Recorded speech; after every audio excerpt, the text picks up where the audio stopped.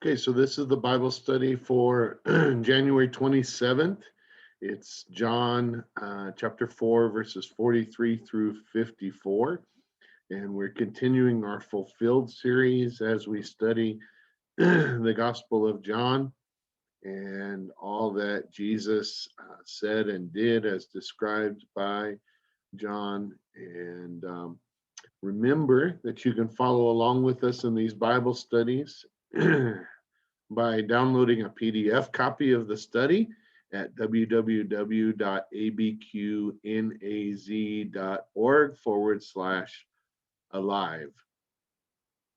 So the text for today is after the two days he left for Galilee.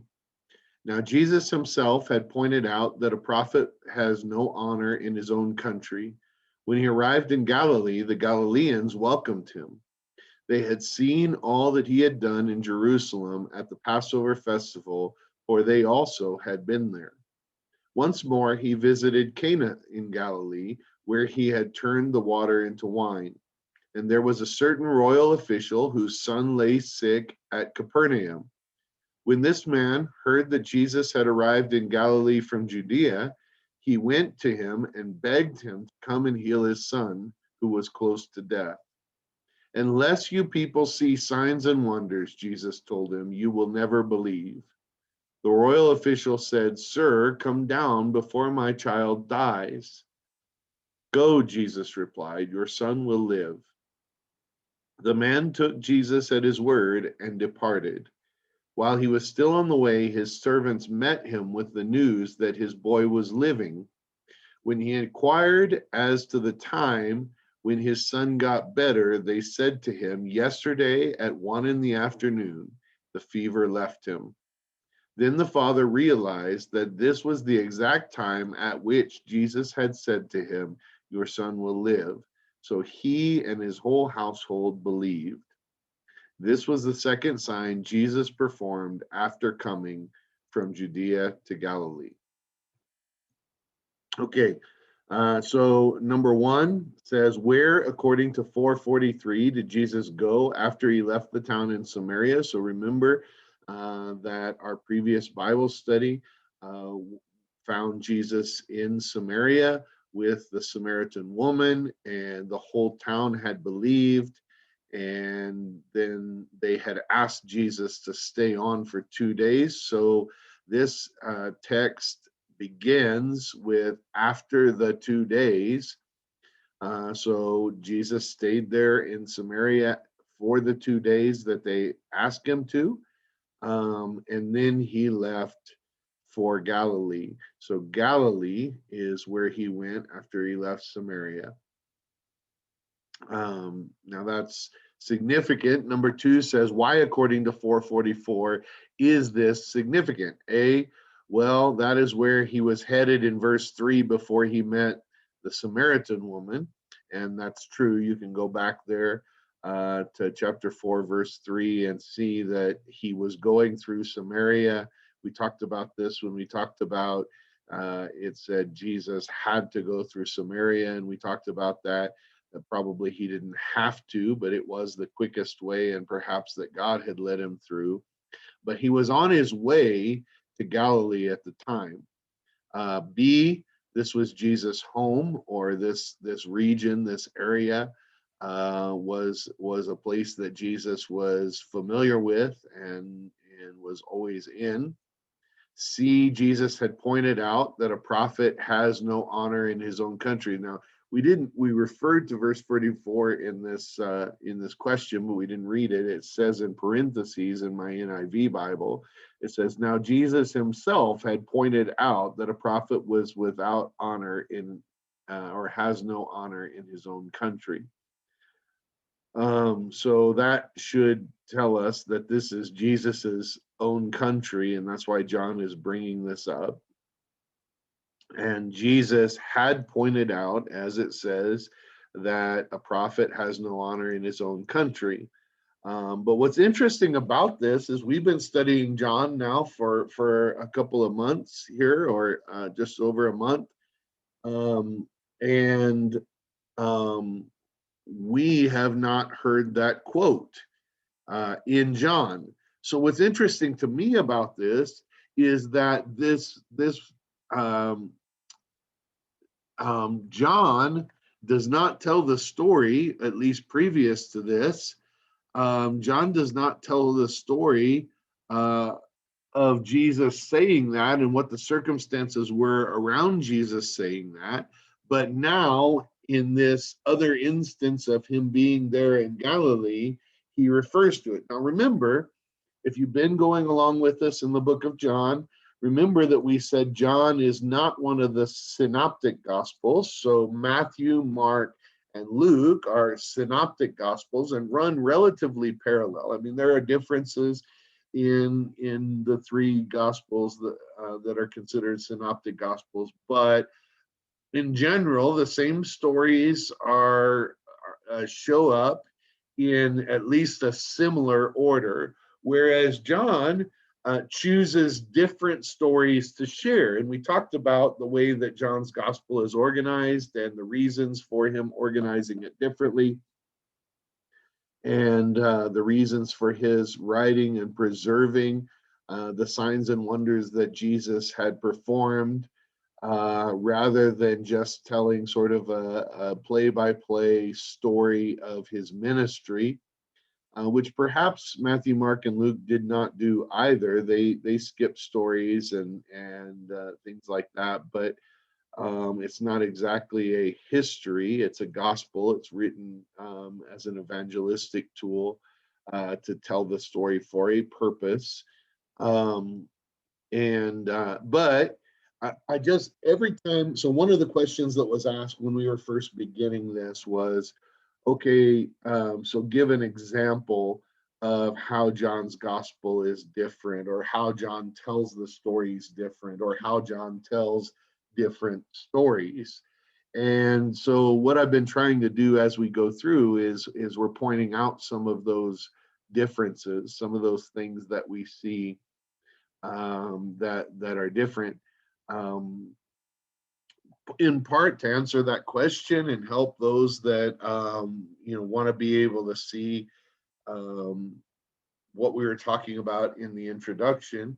But in part, it's just better biblical literacy. We understand where things are and why they are where they are in the Bible. And then occasionally they actually have an impact in how we interpret the scripture, and why that's important. So John does not tell the story of Jesus being run out of town, basically after he's said some pretty convicting things in the synagogue there. After he's declared himself to be somebody pretty significant, and the folks that he grew up with, the folks that he knew, um, didn't um, didn't really respond to it well, and ran him out of town. So John doesn't tell that story. Matthew and Mark do, and those stories are cited here in Matthew 5:53 through 57 and Mark 6:1 through 5. So in the uh,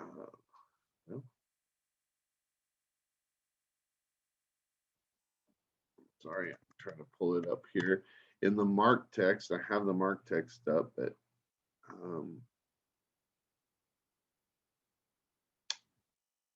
hold on just a second. Okay, so the reason that I wasn't being able to pull up the Matthew text is that that's a typo. So it shouldn't be Matthew 5, it should be Matthew 13, Matthew 13, 53 through 57. And that says, when Jesus had finished these parables, he moved on from there. Coming to his hometown, he began teaching the people in their synagogue, and they were amazed. Where did this man get this wisdom and these miraculous powers? They asked. Isn't this the carpenter's son? Isn't his mother's name Mary? And aren't his brothers James, Joseph, Simon, and Judas? Aren't all his sisters with us? Where then did this man get all these things? And they took offense at him. But Jesus said to them, a prophet is not without honor except in his own hometown, in his own town, and in his own home. And then Mark chapter 6, verses 1 through 5 said, Jesus left there and went to his hometown, accompanied by his disciples. When the Sabbath came, he began to teach in the synagogue, and many who heard him were amazed. Where did this man get these things? They asked. What's the wisdom that has been given to him? What are these remarkable miracles he is performing? Isn't this the carpenter? Isn't this Mary's son and the brother of James and Joseph, Judas and Simon? Aren't his sisters here with us? And they took offense at him. Jesus said to them, a prophet is not without honor except in his own town, among his relatives, and in his own home. He could not do any miracles there except to lay his hands on a few sick people and heal them. So these are the stories in Matthew and Mark where it specifically quotes this and says that a prophet is not without honor except in his own hometown. Now does not John does not tell that story, yet here parenthetically he says, now Jesus himself had pointed out that a prophet has no honor in his own country. So rather than tell the story, which is not important to what John is trying to talk about, instead, he says, okay, this is what's going on.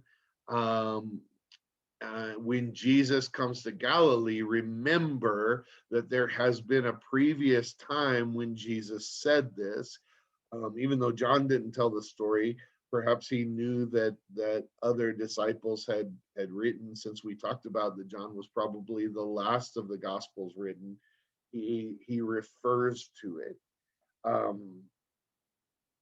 This incident in Jesus's life previously when he had come to this place.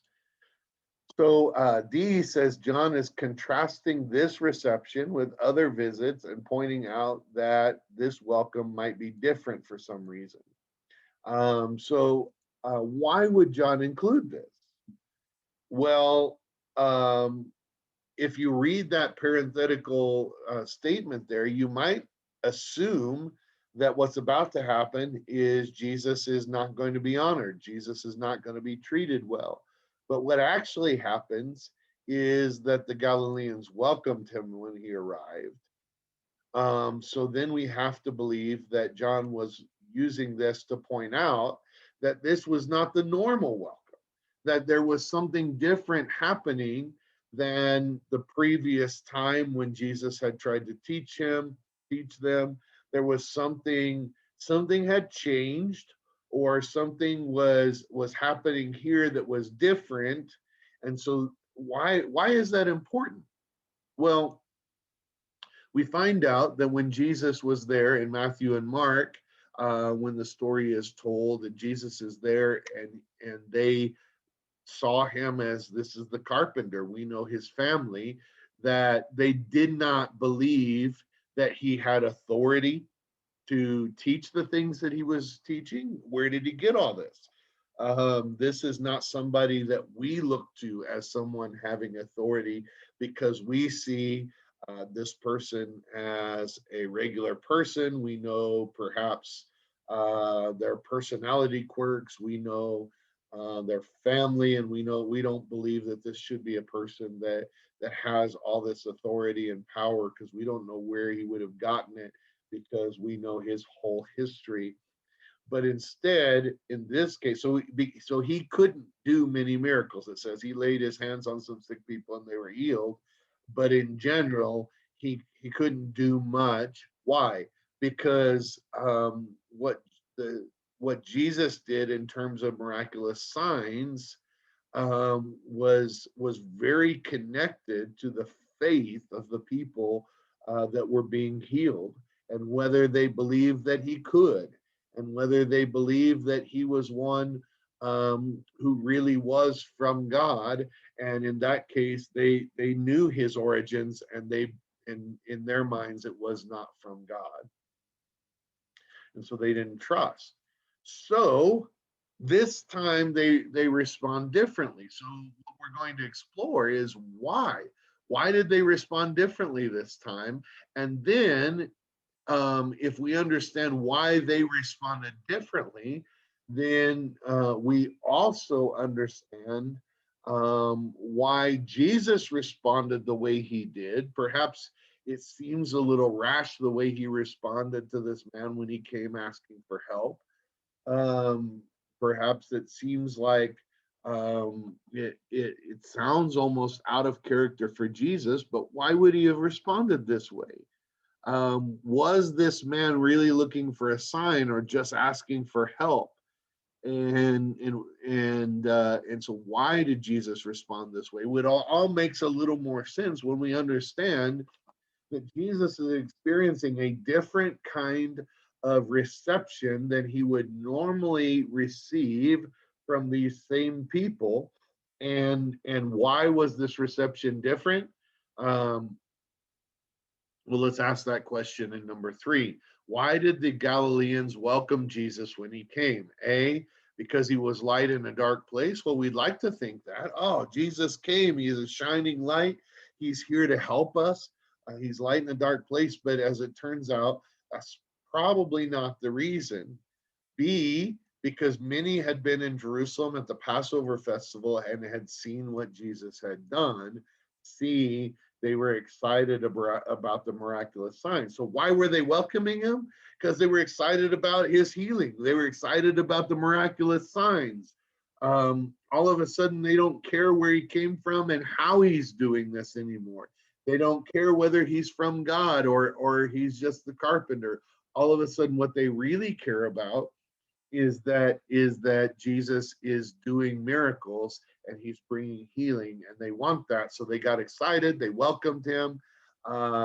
This is um, you know, for a lot of people, they get excited about all sorts of things, and a lot of things the wrong things. So Jesus expresses his frustration that these miraculous signs actually have the impact that they do, because he knows that people are so fickle, and they're not actually expressing a deep faith in God and in Jesus as the Son of God, a rabbi that carries the Word of God, and ultimately the one who would die for our sins, although they may not have realized that yet or know that.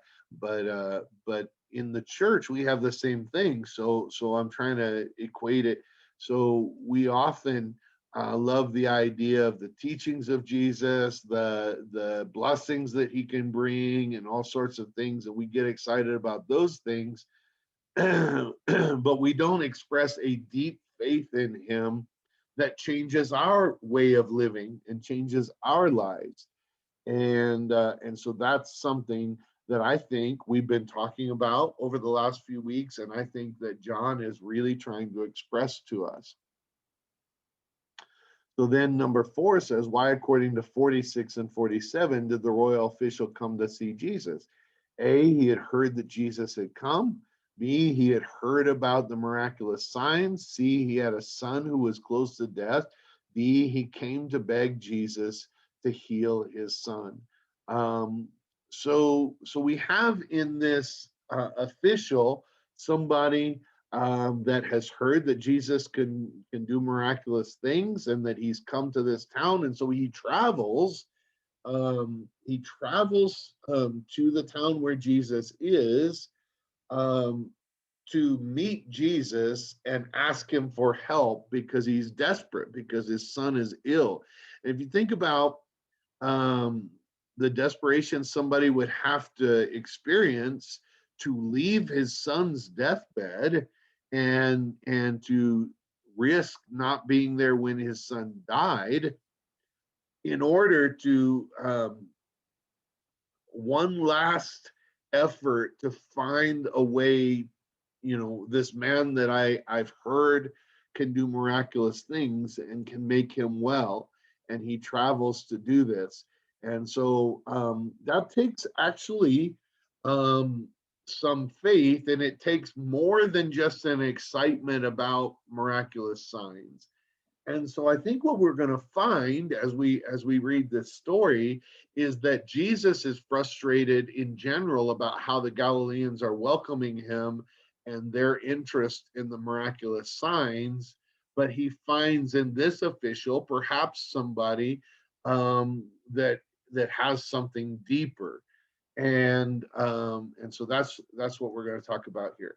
So it says number 5, how did Jesus respond to the official? A, he expressed frustration that people need miracles in order to believe. So we've talked about this a little bit, that John has written this to describe the signs, but even within his gospel, he describes Jesus' frustration that people need these signs in order to believe.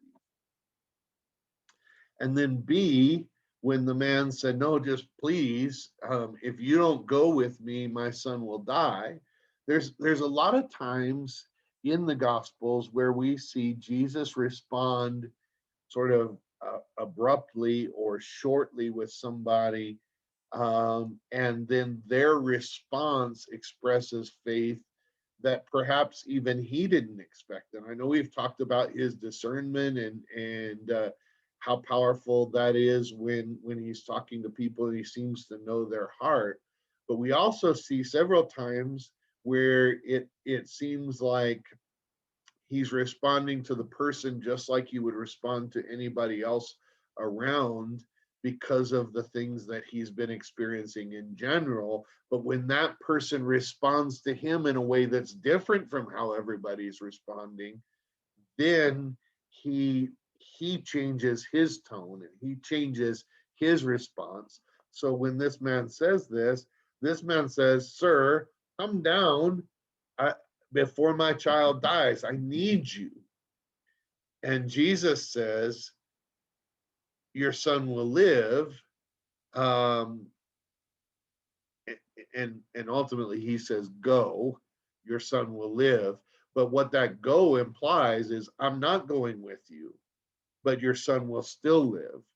And so I don't have to go and touch and sprinkle magic dust or whatever in order for your son to live.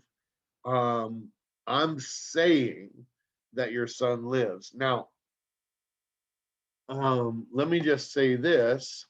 At that point, this official has a choice whether he really believes Jesus, whether he really believes in Jesus or not, or whether he's just interested in seeing these signs and he has to see the sign in order to believe Jesus. So if Jesus went down with him to the place where the son was, that didn't take any more faith from that royal, from that official, from that man, than coming out to find Jesus did.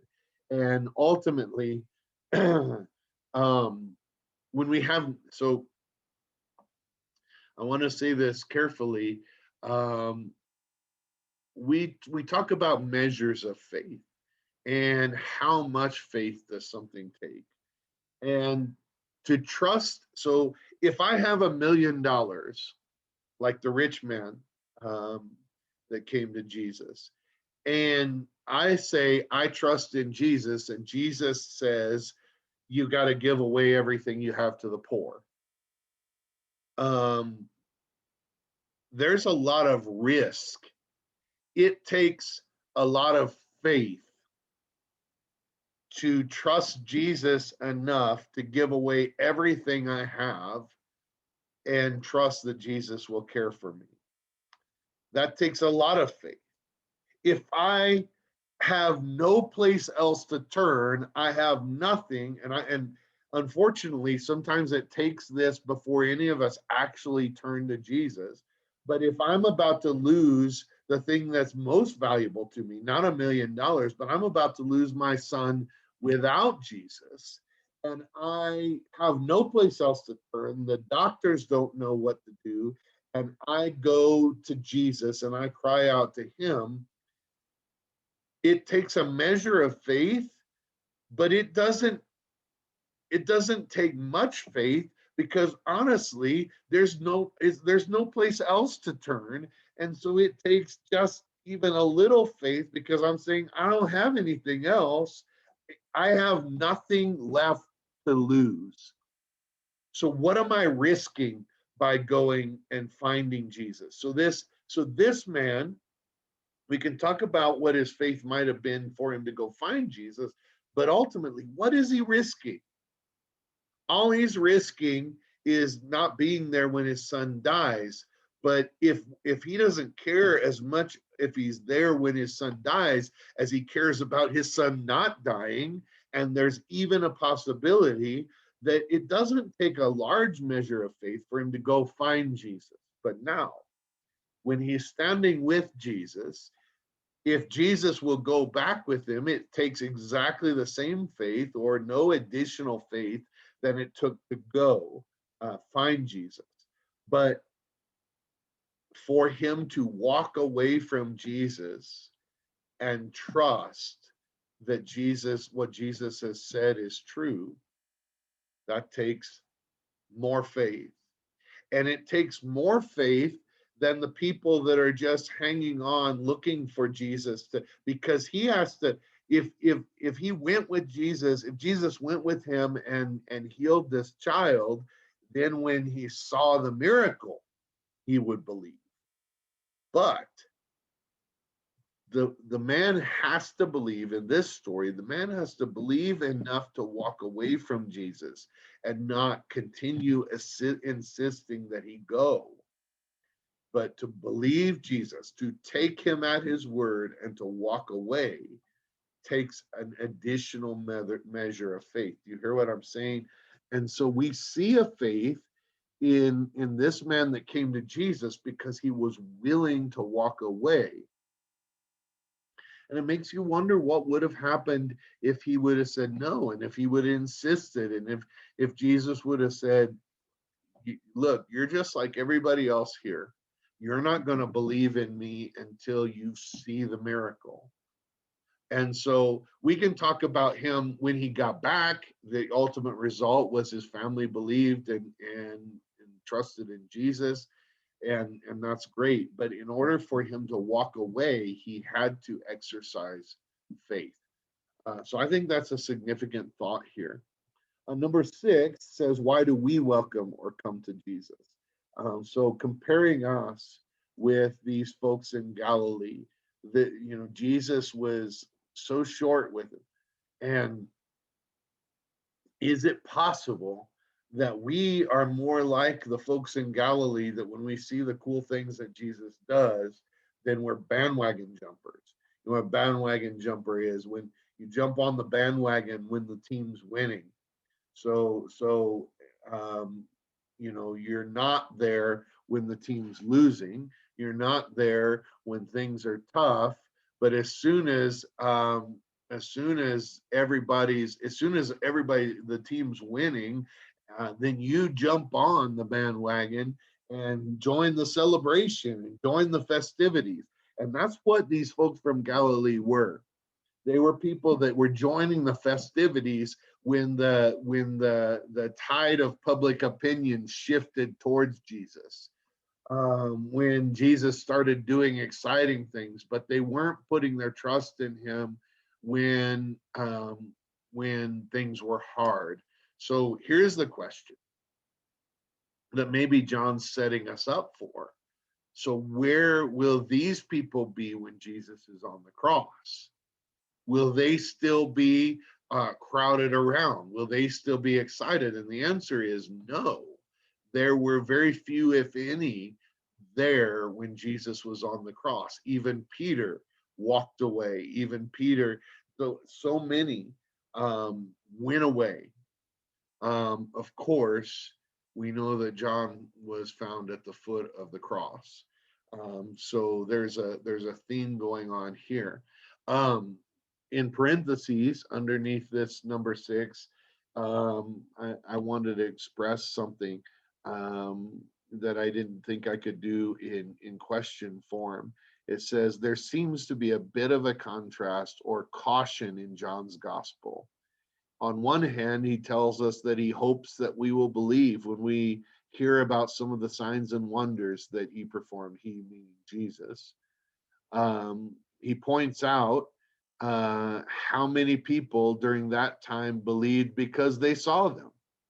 However, he also points out here, like in the story of Nicodemus, that a belief based only on visible signs and not on a deeper spiritual intimacy with God is insufficient or elementary. Um, so when Nicodemus came and said, we know that you must be from God because you perform these signs, and Jesus says nobody will see the kingdom of God unless they're born again.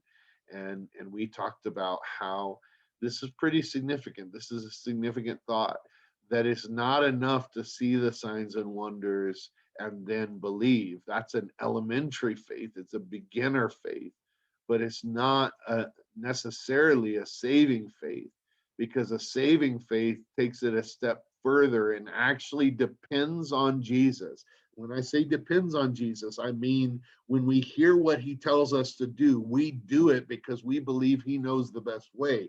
We do it because we believe that he's the only way to salvation.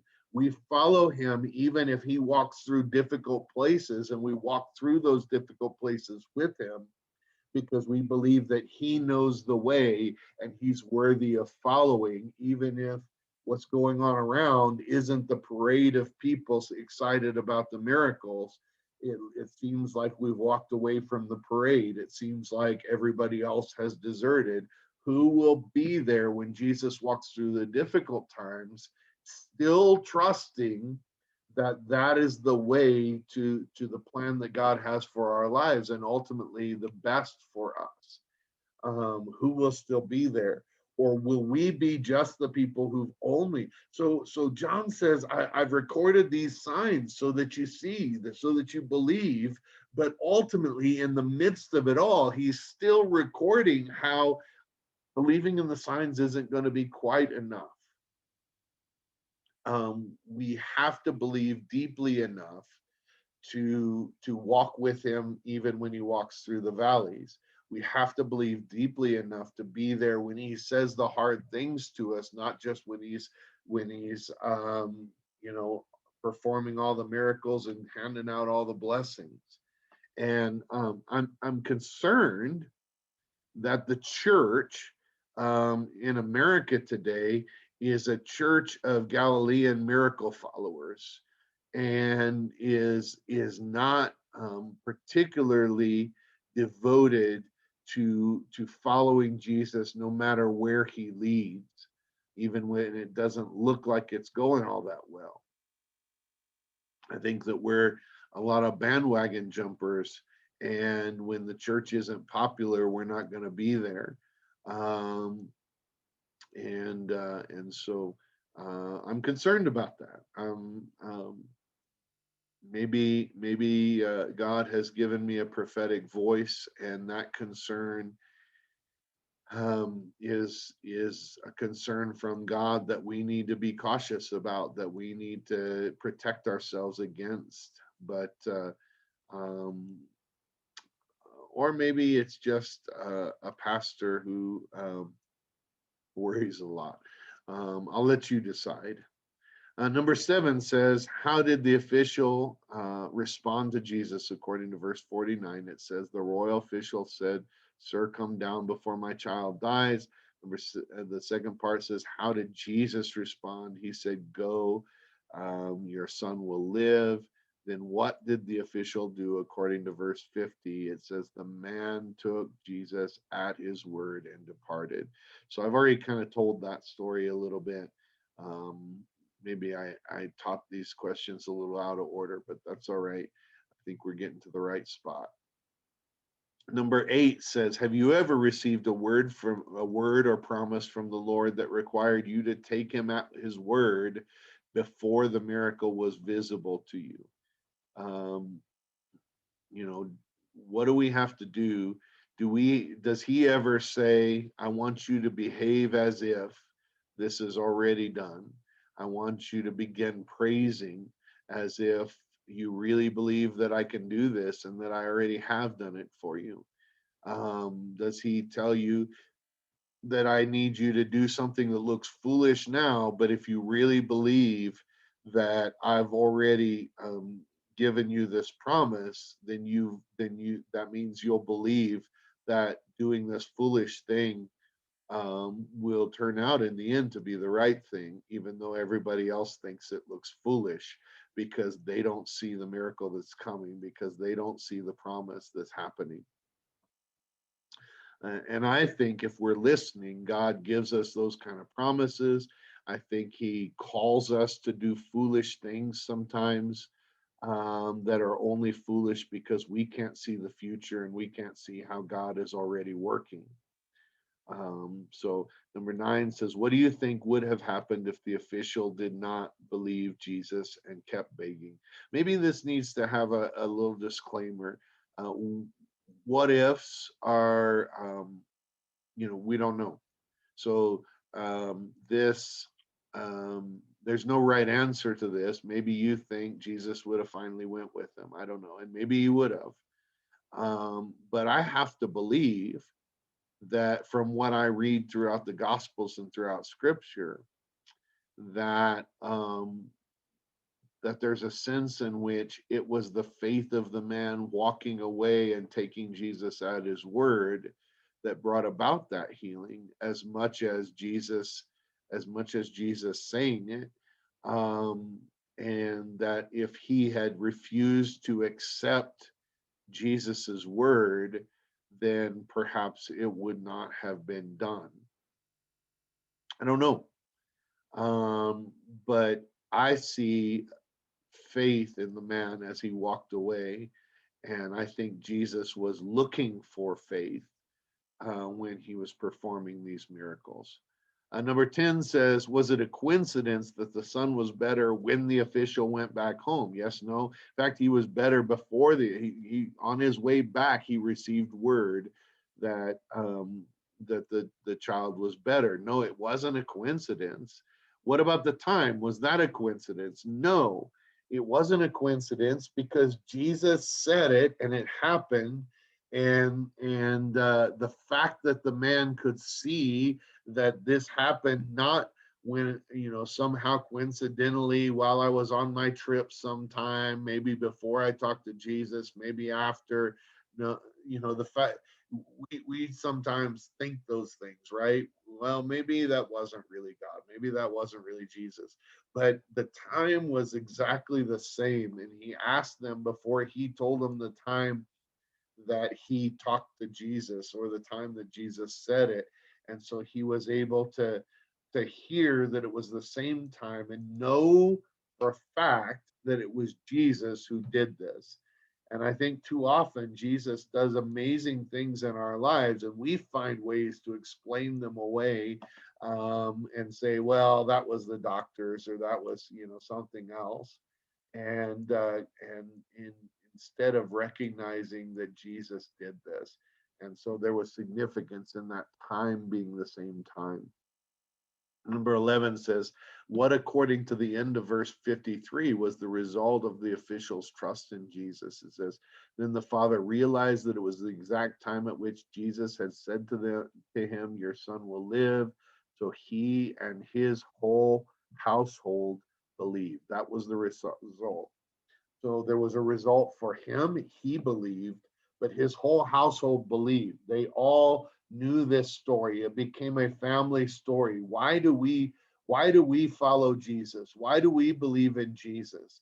We believe in Jesus because Jesus said that he would be healed, and we trusted, and Dad walked away and came home. And before he even got home, he received word that at that very moment, um, the son had been healed. And this is a family story now. And we all know why we believe in Jesus, because it's very personal to us.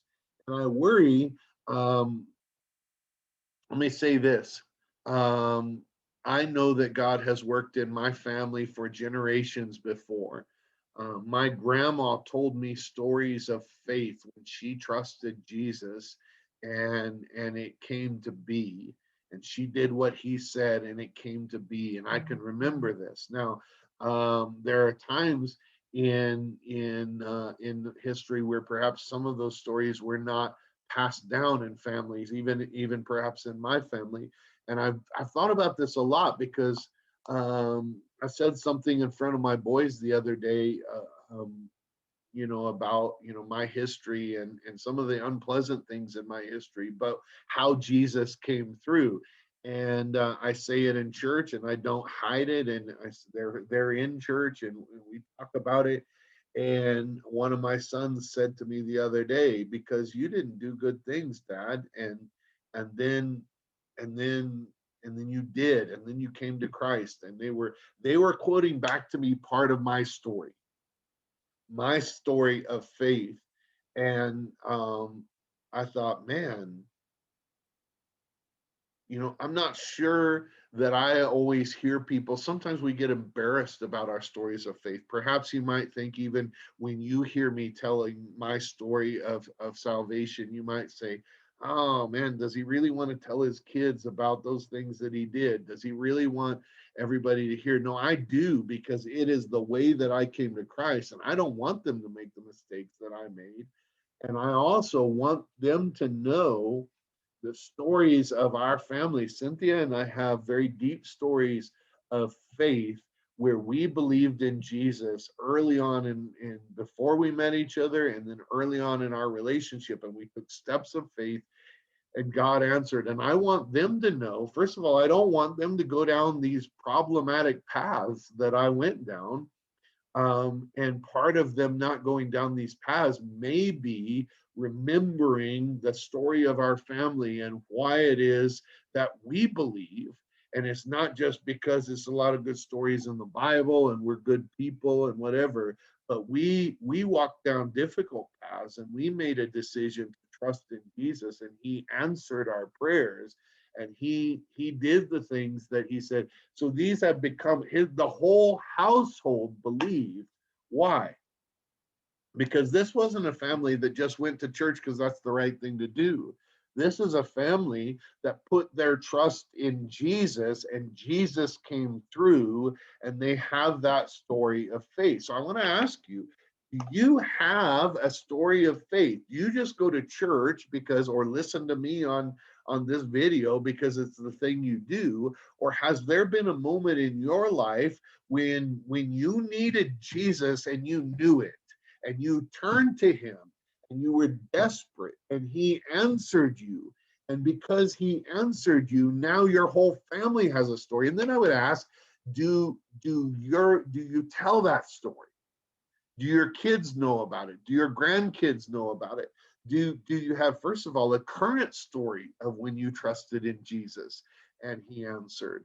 And do you repeat those stories?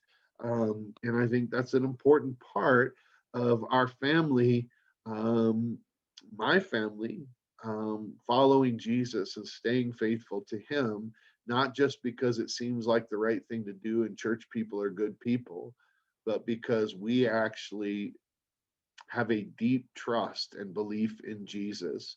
We trust him for our daily lives, our daily actions. We trust him for the outcomes of the things that we do and we say. And why do we do that? Because he's come through so many times before when we put our trust in him. And so we choose daily to put our trust in him. And that's a deep faith, and that is deeper than just following him because of the excitement and the miracles and because it seems like what everybody's doing. So the last part of this question says, can your faith and God's faithfulness result in the belief of others? And I believe the answer is yes, it can. If you have that kind of faith, the question, has it, is an important question, because if it hasn't, it may be because we're not sharing it. It may be because people don't see it, they don't know. and we need to let them know. It's part of it's part of our role as Christians. We need to let our families know. We need to let our coworkers and classmates know. We need to let our neighbors know. We need to let people out around the neighborhoods where our church is know why it is that we believe, because Jesus has come through for us, and what that looks like. What In what ways has he been our savior? Has he come through for us? And when we tell that story, many times they will believe as well, and we want them to believe. So will we tell those stories?